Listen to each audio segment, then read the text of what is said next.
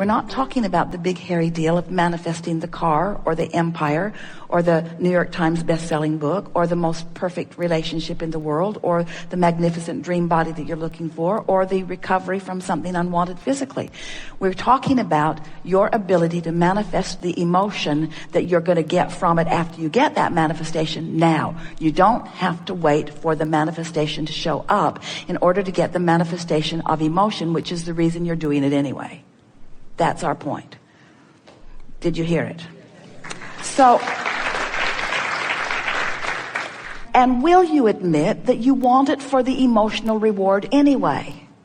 And do you believe that you can get the emotional reward before you get the manifestation that supports it? That really is the big question. Because if you believe that, then you're home free. If you need the manifestation first, to which you will have a positive reaction, now you're slowing it all way down. Now you've got it backwards. Manifestation always follows the vibration. The vibration is about focus. So when you get it, if we can convince you, if we can get you to make a decision, if someone said, what are your goals in life? And you would say, my goal is to feel happy in as many moments as is possible. We would say, now that you've set joy as your goal, you've got it. You've got it all figured out. But if you say, well, my goals are, by the time I'm 30, I want to have achieved this degree, and I want to be at this financial status, and I want to have this kind of relationship, and I want to have 2.5 children by that time. As you make your goals about the manifestations, and you forget about the manifestation that is the real reason that you are setting all of your goals, then you slow everything way down. But if you set emotional goals, if you decide that how you feel is what matters, now everything picks up for you really fast. So when you're thinking thoughts and they don't feel good, stop it. Or if you're thinking thoughts and they don't feel good, then try to find a thought that feels better. When you try to think a thought that feels better in the midst of thinking a thought that doesn't feel good, it's hard because you've already often established a frequency. And law of attraction is already saying, oh, if you don't like that one, then you probably won't like this one either. If you don't like that one, then how about this one? If you feel this bad, you can feel even badder. In other words, law of attraction is not discriminating. Law of attraction just dishes up whatever you got going on, you see. So there are two things that you could do if you really want to get hold of your personal vibrational frequency. One is make a decision to appreciate every chance you get. And sometimes you can and sometimes you can't. Have you noticed it? Sometimes something will happen and appreciation will just well up in you. Goosebumps will bump up all over you. You'll be having one of those tuned in, tapped in, turned on moments, and you know it. You can just feel the fullness of source flowing with you. But sometimes when you're not feeling good and you try to appreciate, it just backfires. It just reminds you of how far you are from where you want to be. We tease with these affirmation cards that when you try to affirm, when you take an affirmation card that someone else wrote, and someone else did write these, it was us. They're brilliant. They are brilliant. Best words ever put on paper for tuning a frequency to well-being. These particular cards are about money and quite a bit relative to well-being in general, but it's focused toward money. And as you focus upon them, if you're not in the vicinity of the vibration of these cards, then you'll hate them. They'll just remind you what you've not got going on. I'm developing the skill to direct my thought. I can make a career of living happily ever after. Sure, I can. Welcome to planet Earth. I can transform my own world. If that were true, it would be different. I can see my world through the eyes of Source. I can see my world through the eyes of Source.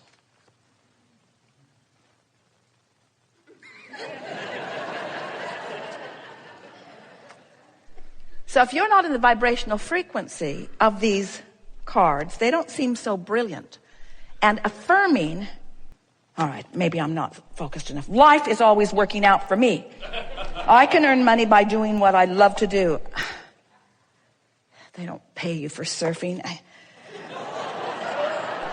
I can create both money and the time to enjoy it. I'm going to send that to my boss. Whatever I desire, I can acquire. I'm going to send that to him too. So you get what we're getting at as we deliberately mock our own brilliance. Because the frequencies have to match up before it feels good. The frequencies have to match up before it feels good. And if the frequencies don't match up and you push it, you'll just dig in where you are. So when we say there are two things that we would do, these are the two things. We would appreciate every chance we get if the appreciation comes easy. And if it doesn't come easy, we wouldn't push it. Have you ever had a conversation with someone who disagreed with you about something and you knew you were right? They knew you were wrong and they knew they were right, but you knew you were right. So you talk, trying to convince the other, and what happens? You're both just more sure that you're right because you just dig into where you are. Well, the same thing happens when you decide to affirm from a vibrational vantage point that isn't in alignment with what you want. There's a backlash in it that makes you hate law of attraction. It makes you hate Abraham. It makes you sure that there's something inherently wrong with you, and you walk away from it certain that you're unworthy, and that's why things aren't going well. And it isn't anything like that. It's just a vibrational variance that you can't buck the current of. So if you try to appreciate and can't, then the next plan of action, and it really works well, is just get as general as you can about whatever it is that's bothering you. Because if you try to appreciate and you can't, what's happened is you've activated a very specific frequency about something unwanted. For example, you say, I don't have enough money. That's a sort of gentle thing to say, except that it means I also can't do the things I really want to do. And it also means I'm worried about more negative repercussions coming. And what if it really gets bad? And what if I end up with no place to live and no car to drive and no food to eat? In other words, the more specific you get, the worse it feels when you're focused upon the opposite of what you want. Do you agree? So there's a tendency, because you are oriented, we love you very much, toward problem solving.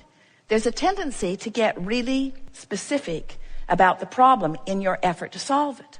But all that does is keep a vibration that is opposite of what you want and a vibration that is opposite of who you are active in your vibration. It just makes it harder and harder. And so then you try harder and harder. You do more processes, you make more affirmations, and you practice without meaning to often the opposite vibration of what you're reaching for.